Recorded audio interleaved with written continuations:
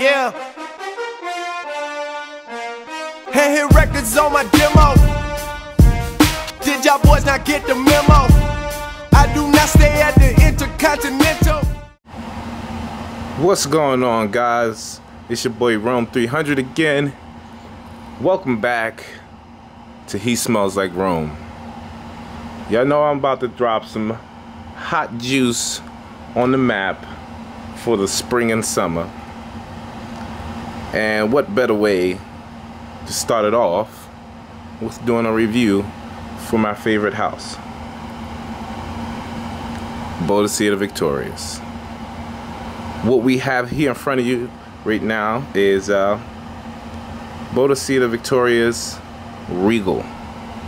Now we're gonna get into the presentation right now, and then we'll start talking about the juice later.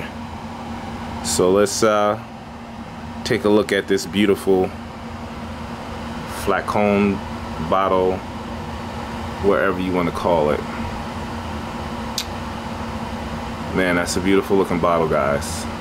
Let's get a little closer so you guys can see it. You can see the iconic shield in the middle here.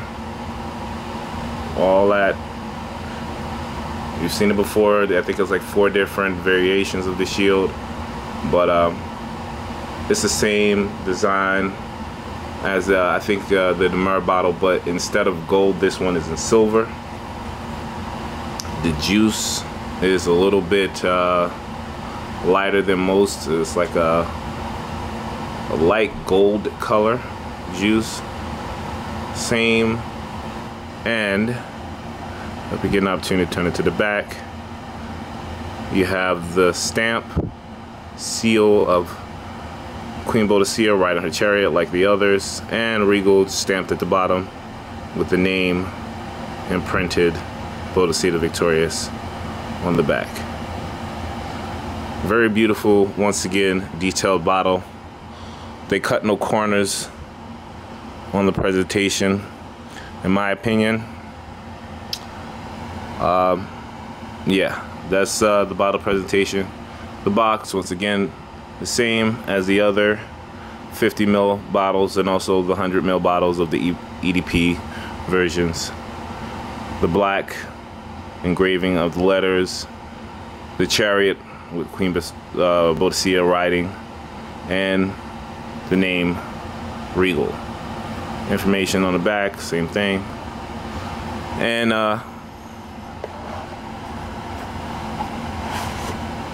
the silk encasing where the bottle lays. Once again, this is just for presentation. I wouldn't leave the bottle in there because it'll slide right out. Just a cardboard box, a little sturdy, but I mean, it's not really nothing. It's weird because the more expensive versions of the bottles come in these really cool cases. They're like leather cases with like suede enclosing, so I guess when you pay a little bit more money, you get the better boxes, but to each his own. All right, so once again, that's the presentation of Boadicea the Victorious Regal. Now let's get into why we all came here, why you stopped by, and that's what this bad boy smells like. All right, I'll talk to you guys in a few seconds. Peace. What's up, y'all? Alright, y'all, let's get into this thing right now. We got here for you guys once again BTV Regal. And man, this is a perfect opportunity for me to introduce you to another great fragrance from this house, and also given the fact it's the spring, starting to get a little warmer, I think this is a perfect fragrance for this time because it has the notes in the fragrance that will blossom and stick out more in the warmer, not particularly hot, but just in the warmer time of the year. It's still a little cool, but you know, it's where I'm at in Maryland. It primarily is between 65 and 75 degrees, so that's perfect for this fragrance. Before I get into the notes, just let me give you a little background on the fragrance. BTV. This fragrance was made, if I'm not mistaken, in 2008, but just so I won't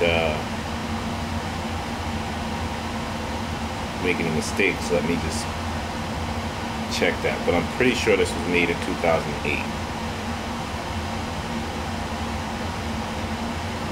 No, excuse me. Alright, let's back that up. This fragrance was made in 2011. Alright, so I stand corrected.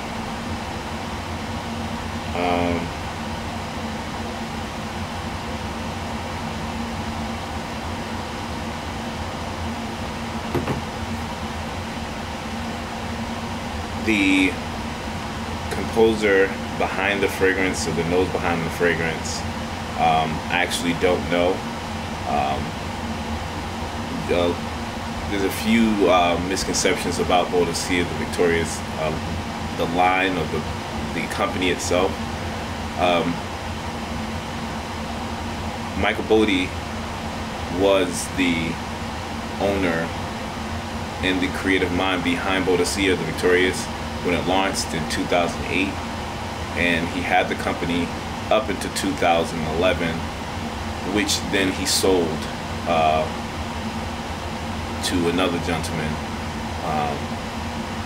and this guy, I'll put the name of him up, I just can't remember his name exactly right now, but there's another gentleman that owns the company now, and after 2011 he hired other noses to make the current fragrances that we have now. So from 2008 to 2011, all those fragrances were Michael Bodie's design, but once again, he didn't actually create the fragrances himself. He hired other noses to create them. They just never put those names on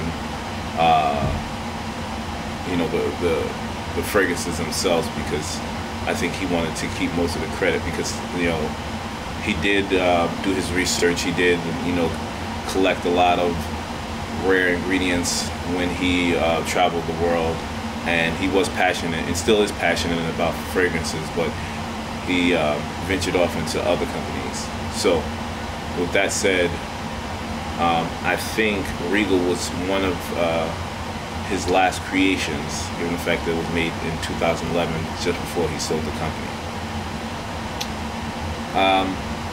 Okay, so back to this fragrance here. It's a wonderful, fruity, floral,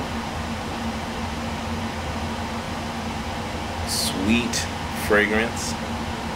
Very green in the beginning, but the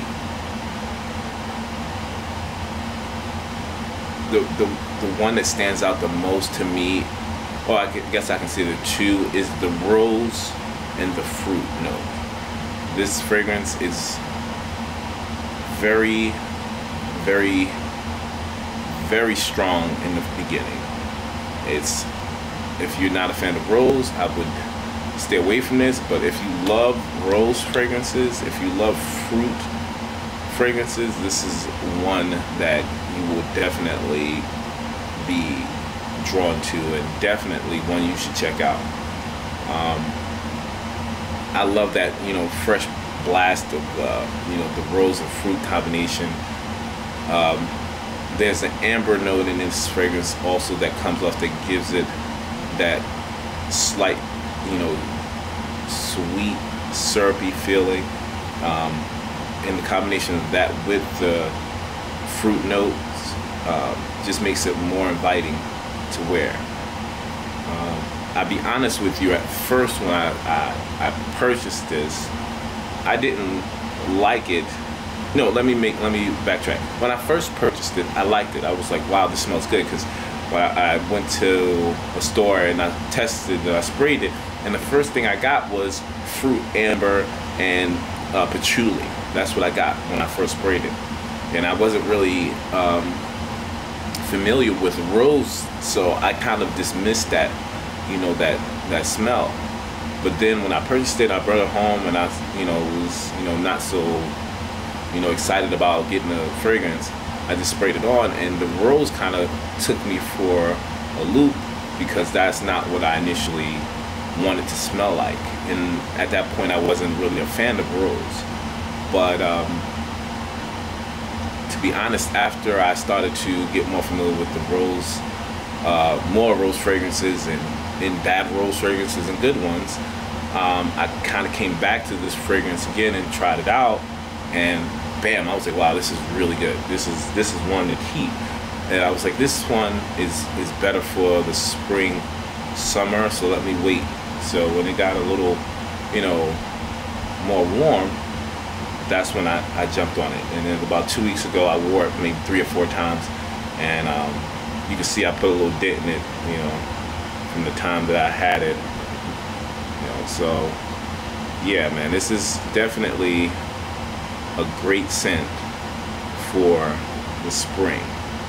You can actually still wear it in the winter and the fall also, because it does have some, stronger notes, but that's more at the bottom of the fragrance, the end of the fragrance. The amber, the patchouli, the sandalwood, they all kind of, work together at the base of the fragrance to make it a little bit more full and thicker.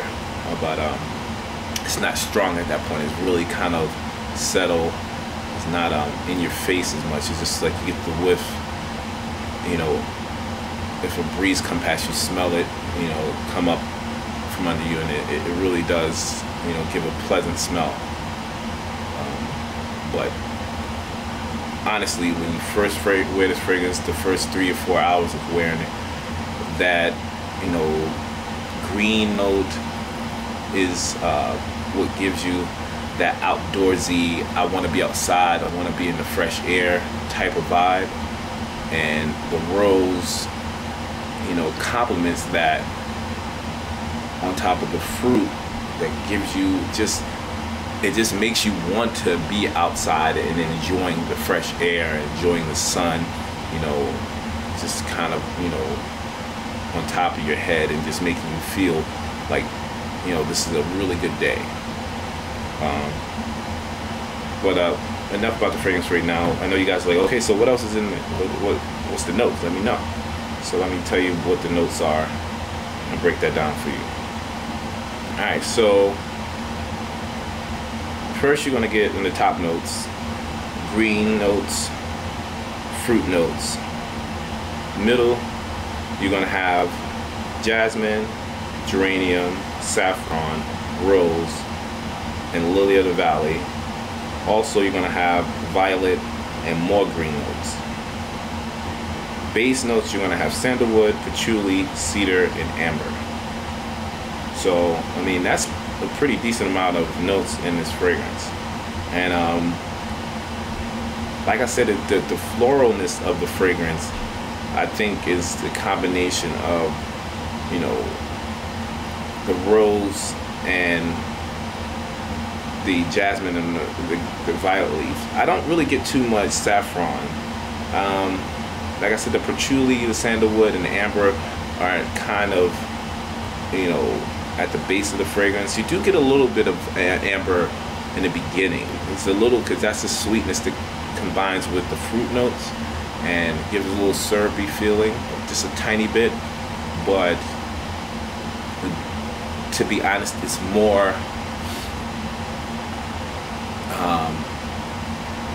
of a floral, fruity, fresh fragrance, in my opinion.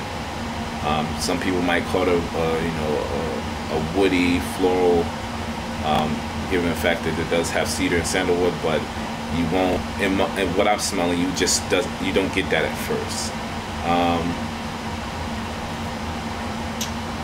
The sprayer on the fragrance is fine. There's nothing wrong with it. It's spray a little bit so you can see. Let's get that there. Spray is fine. Once again, get that. Gosh, that smells good. We did the rose.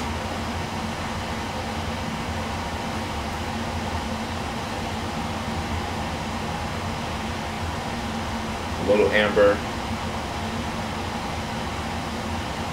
I'm getting more of a green note now than the fruit, but there it is. Now the fruit starts to come in. Man, that's just, it's blended. I mean, that's one thing about BTV, is that the way that they blend their fragrances is like no one else to me. And I know there might be people who's like, wow, another Boadicea Victoria fragrance. Yes, another one. Because they do it right. There are a few other ones that, you know, do fragrances right, but they just kind of stay in one genre. They do fresh fragrances right, or they do dark fragrances right, or they do sweet fragrances right. This company does every single genre right, and that's why I draw to them more than others. And you know, I'm gonna continue doing that. This fragrance, I would definitely say this is a daytime fragrance. This is a fragrance that you wear when you're out in the park, if you're going for a picnic, if you are, you know,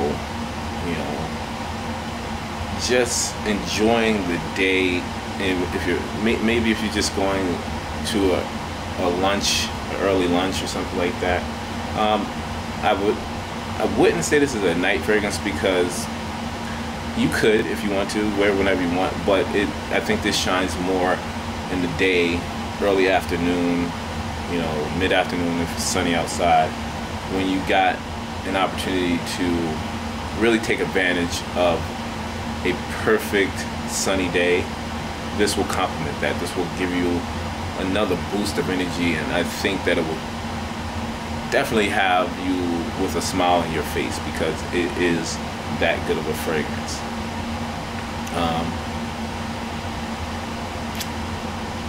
I know I've been gone for a minute, and it's kind of hard to, you know, do videos like I wanted to.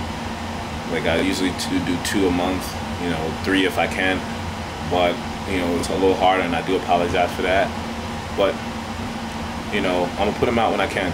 You know, I got some things going on, as you guys do know. I did have, or my wife and I had a second child, so I'm a little bit busy. You know, also, you know, my job keeps me busy also, so I'm gonna keep putting these fragrances out here, these reviews. Hopefully I'll start putting some more fragrances that you guys haven't heard of. That's my thing. I'm gonna continue doing that and making these you know, opportunity for you guys to enjoy what I put out there. Hopefully you'll venture out and check them out also. So until next time, you guys have a good one. Enjoy yourself. Please check out my other page, Rome 300. It's my comedy page.